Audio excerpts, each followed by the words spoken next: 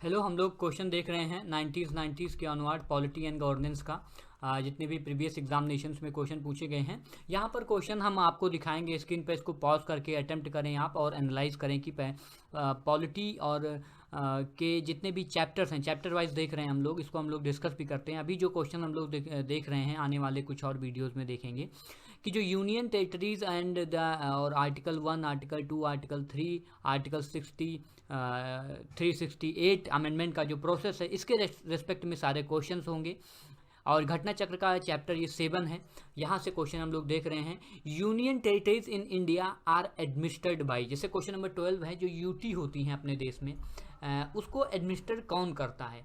तो आपको तो वैसे ही पता है कि आपको लेफ्टिनेंट गवर्नर साहब होते हैं, लेकिन अगर आप आर्टिकल 239 का क्लॉज 1 पढ़ेंगे या 239 आर्टिकल नंबर पढ़ेंगे, then you will find that president is empowered. Actually president साहब को ये जिम्मेदारी दी जाती है। कभी कभी न्यूज़ में आते हैं, खासकर दिल्ली वाले मैटर में, लेफ्टिनेंट साहब जब बहुत ज़्यादा एलटी न्यूज़ में रहते हैं तो प्रेसिडेंट को का भी उसमें जिक्र होता है आर्टिकल्स में। आप अगर केयरफुली एग्जामिन किए होंगे तो ये आर्टिकल 239 से ही प्रेसिडेंट को पावर दी गई है कि उसको, जिसको वो डीम फिट समझते हैं एडमिनिस्ट्रेशन के लिए, उसको वो अपॉइंट कर सकते हैं और किसी पोस्ट, कोई पोस्ट उनको डिजाइग्नेटेड की जा सकती है। जैसे अभी क्या है, लेफ्टिनेंट गवर्नर है, तो एडमिनिस्ट्रेशन का जो भार है वो ए पर ही है, यानी प्रेसिडेंट पर ही है।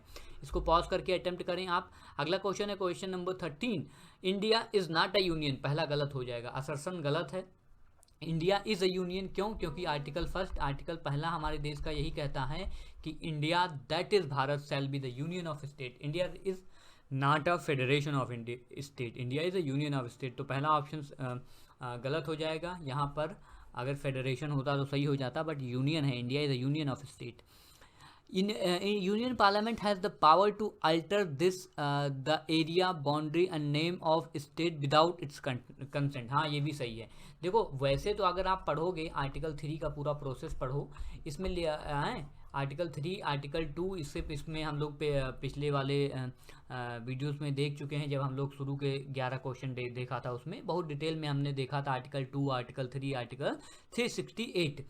और कहाँ पर एक्चुअली होता क्या है कि पार्लियामेंट में ये बिल पेश करने से पहले सिंपल मेजोरिटी में ये पास होता है, प्रेसिडेंट को भेजा जाता है। प्रेसिडेंट जो है रेस्पेक्टिव स्टेट को भेजते हैं। अब रेस्पेक्टिव स्टेट को एक टाइम लिमिट देते हैं कि भाई इस टाइम तक आप अपना जवाब दे दो, तुम्हारे स्टेट का नाम बदलने वाला है या इसकी बाउंड्री बदलने वाली है। अगर वो स्टेट जवाब स्पेसिफिक टाइम में दे देता है या फिर नहीं देता है, तो मतलब पार्लियामेंट उसको मानने के लिए बाउंड नहीं है, इसलिए यहाँ पर कंसेंट की ज़रूरत नहीं होती है। हालांकि एक प्रोसेस है जिसको फॉलो करना होता है। स्टेट की जो एडवाइस है वो मे बी एक्सेप्टेड, ठीक है, उसको एक्सेप्ट कर सकती है पार्लियामेंट या रिजेक्ट भी कर सकती है। तो ऑप्शन डी इसका सही हो जाएगा। Option D, A is false and R is true. ये 1999 में क्वेश्चन है। नेक्स्ट क्वेश्चन है, which among the following is not a constitutional provision for the formation of new state. देखो, अभी हम इस क्वेश्चन को डिस्कस करने से पहले आपको ये रिक्वेस्ट करते हैं कि पॉज करके अटेम्प्ट करें विद सम कॉमन सेंस। अगर आर्टिकल 3 आपको पता है, ठीक है, मैं आपको बार बार कह रहा हूँ, आर्टिकल 2, आर्टिकल 3 एंड आर्टिकल 368 को अच्छे से पढ़ने समझने के बाद ये सारे क्वेश्चंस आप देखेंगे तो आपके लिए ये जर्नी इजी हो जाएगी। आर्टिकल 3 में कहता है कि कॉन्स्टिट्यूशनल वे क्या होता है किसी भी स्टेट के फॉर्मेशन के लिए। Increase the area of any state, हाँ, किसी भी आर्टिकल 3 में 5 प्रोविज़न दिए गए हैं, A B C D E. पहला प्रोविज़न है कि increase the area of state, हाँ हो सकता है। डिमिनिश, किसी भी स्टेट का एरिया डिमिनिश भी किया जा सकता है। अल्टर द नेम भी किया जा सकता है, अल्टर द बाउंड्री भी किया जा सकता है। लेकिन जो लास्ट ऑप्शन है, आ स्टेट में इंक्लूड अ यूनियन टेरिटरी, तो अभी मैं आपको यहाँ पर देखो, ये जो क्वेश्चन है, ये क्वेश्चन उस बंदे के लिए है जो लोग वकालत करते हैं। जब मैं, ऐसा नहीं है कि एक आम आदमी ये क्वेश्चन कर ही नहीं सकता, सभी लोग कर सकते हैं।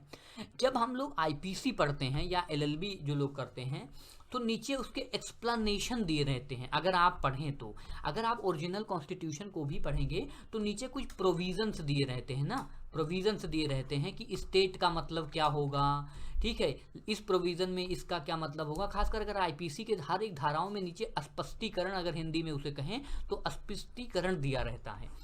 तो जैसे अगर यहाँ पर स्टेट को शामिल नहीं किया जाता, स्टेट में इंक्लूड, ये स्टेट जो प्रोविज़न जो उसका स्पष्टीकरण आर्टिकल 3 का नीचे पढ़ेंगे तो उसमें लिखा गया in proviso union territory is not included, ठीक है। तो इसलिए इसको जब आप आर्टिकल को पढ़ेंगे उसके नीचे स्पष्टीकरण या एक्सप्लेनेशन 1 को पढ़ेंगे तब आपको पता चलेगा कि हाँ भाई यूनियन टेरिटरी का भी नाम चेंज हो सकता है, वो यहाँ पर स्टेट की जगह पर यूनियन टेरिटरी भी आ सकता है, लेकिन इन प्रोविजो जो है यूनियन टेरिटरी इंक्लूड नहीं होगा। तो इसको ये आर्टिकल इसलिए मैं बार बार फोकस कर रहा हूँ, इसको आप पॉज करें, लक्ष्मीकांत खोलें, हालांकि लक्ष्मीकांत में भी वो प्रोविजो दिया नहीं गया है, ठीक। इसके लिए आपको वो गूगल आउट करना पड़ेगा, अगर आप गूगल करें वहाँ पे सर्च करें कि एक्चुअली में पूरे आर्टिकल में स्पष्टीकरण के साथ पढ़ें तब आपको ये आंसर मिल जाएगा और आप तभी संतुष्ट हो पाएंगे।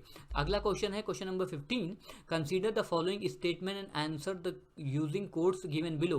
The term union of state has been used in the constitution because Indian state have no right to separation. बिल्कुल सही है, हमारे देश में जो है इसीलिए यूनियन है, हम we are a union because state has no right to secede. हमारे यहाँ अमेरिकन कॉन्सेप्ट नहीं है, अमेरिका में state has right to सेसीड।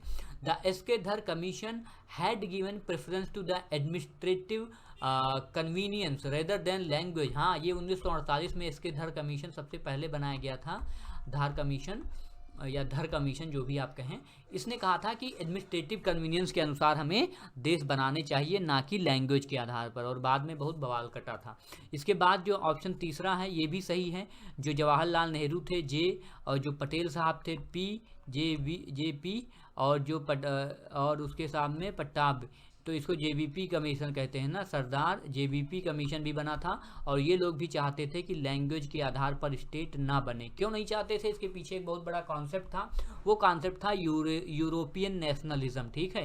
European nationalism में आप देखोगे यूरोप में जितने देश बने हुए हैं वो लैंग्वेज के आधार पर हैं, उनका जनरली लिंग्विस्टिक एक टच मिलता है उनके फ्रीडम स्ट्रगल में। तो ऐसा मानते थे जब नया नया भारत बना कि कल को कोई स्टेट ये ना कहे मैं नया राष्ट्र बनाऊंगा, और ये बाद में देखने को भी मिलता है साउथ इंडिया में जो सेपरेटिस्ट एलिमेंट हैं कुछ देखने को मिलते हैं, और जो है इधर पंजाब में भी खालिस्तान को मूवमेंट को लेकर बहस चलती रहती है और कई आर्टिकल्स आते रहते हैं।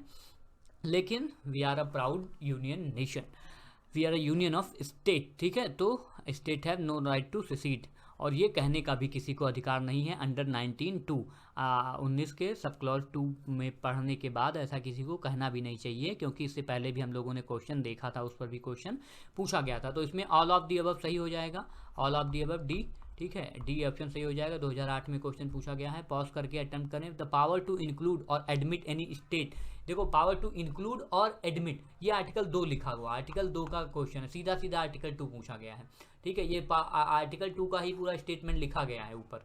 ये किसके पास पावर है, ये पार्लियामेंट के पास पावर है, ठीक है। जैसे अगर आर्टिकल 2 और 3 में हमने डिफरेंस इसके पहले देख लिया था। आर्टिकल 2 में जैसे अगर आप इंडिया को कल को कहीं लैंड मिल जाता है, कोई अमेरिका गिफ्ट कर देता है, तो वो किसके अंदर एडमिट करेगा, पार्लियामेंट ही उसे रेटिफाई करेगी, और उसमें पावर किस में दी गई है, आर्टिकल 2 में दी गई है। लेकिन आर्टिकल 3 में क्या होता है, जो पहले से अपने स्टेट हैं उसी में जो फेरबदल होता है उसके रेस्पेक्ट में है। नेक्स्ट क्वेश्चन है, if a new state is to be formed which schedule of Indian constitution, again पहला शेड्यूल होगा, ठीक है। देखो जब नया स्टेट बनता है तो 2 शेड्यूल में चेंज होता है, एक पहले शेड्यूल में, ठीक है, क्योंकि उसमें यूटी एंड यूनियन के नाम है, और दूसरा चौथे शेड्यूल में। क्यों, क्योंकि यहाँ राज्यसभा में सीटों का बंटवारा होता है, इसलिए इसमें भी चेंज होता है। अगला क्वेश्चन है, how many UTs are there in India, ये क्वेश्चन बहुत इंपॉर्टेंट है।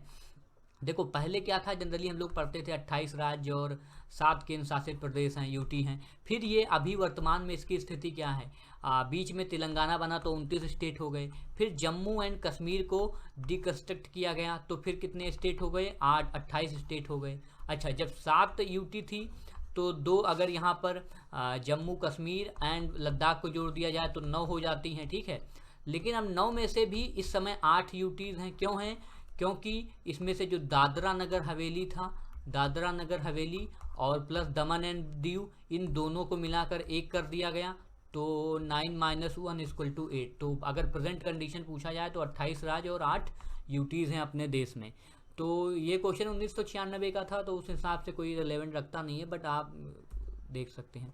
How many seats are reserve for UTs in Lok Sabha, तो ये क्वेश्चन भी अगेन काफ़ी इंपॉर्टेंट है।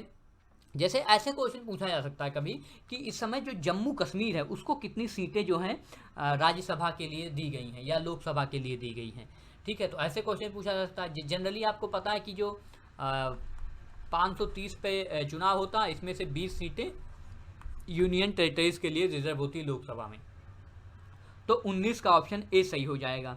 और इसमें आर्टिकल 81 आप पढ़ सकते हैं इसके रेस्पेक्ट में, और अमेंडमेंट है 31 अमेंडमेंट, वो भी आप पढ़ सकते हैं, जो इसके बारे में बात करता है कि जो है कितनी सीटें जो हैं 530 में से यूटी के लिए जहां पर चुनाव होगा दिया जाएगा। तो ऑप्शन ए सही हो जाएगा।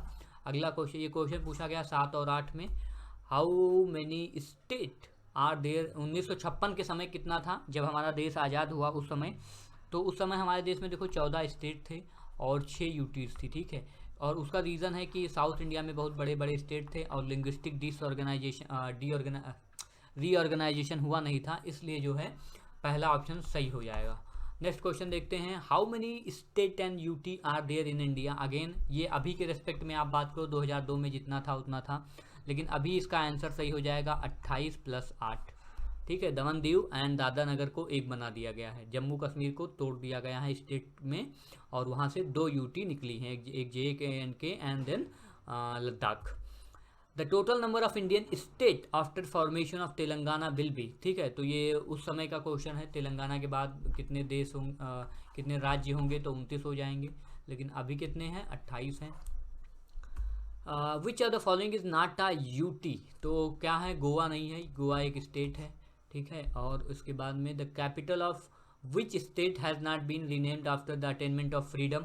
तो ये काफ़ी इंपॉर्टेंट क्वेश्चन है कि जब से देश आज़ाद हुआ है तब से तेलंगाना जो आंध्र प्रदेश की राजधानी थी हैदराबाद, उसका जो है तभी भी कैपिटल थी और अभी भी कैपिटल थी। मतलब अभी हाल ही में जब से अमरावती बनी है तब से चेंज हुआ है। कुछ पुराने नाम दिए गए हैं, जैसे मद्रास का तमिलनाडु की कैपिटल जो है पुराना नाम था जो है उसका मद्रास, लेकिन अभी में उसका नाम है चेन्नई।